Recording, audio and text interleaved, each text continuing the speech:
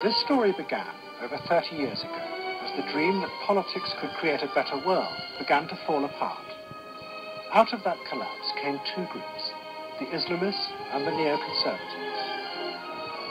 Looking back, we can now see that these groups were the last political idealists, who in an age of growing disillusion tried to reassert the inspirational power of political visions that would give meaning to people's lives.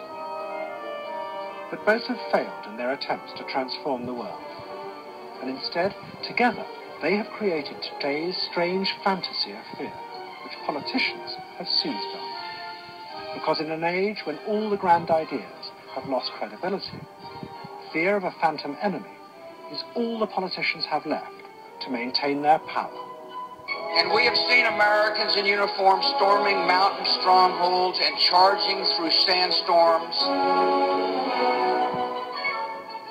We have fought the terrorists across the earth because the lives of our citizens are at stake. And America and the world are safer. In a society that believes in nothing, fear becomes the only agenda. Whilst the 20th century was dominated between a conflict between a free market right and a socialist left, even though both of those outlooks had their limitations and their problems, at least they believed in something. Whereas what we are seeing now is a society that believes in nothing. And a society that believes in nothing is particularly frightened by people who believe in anything. And therefore, we label those people as fundamentalists or fanatics, and they have much greater purchase in terms of the fear that they instill in society than they truly deserve. But that's a measure of how much we have become isolated and atomized, rather than of their inherent strength.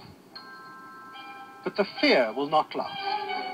And just as the dreams that politicians once promised turned out to be illusions, so too will the nightmares.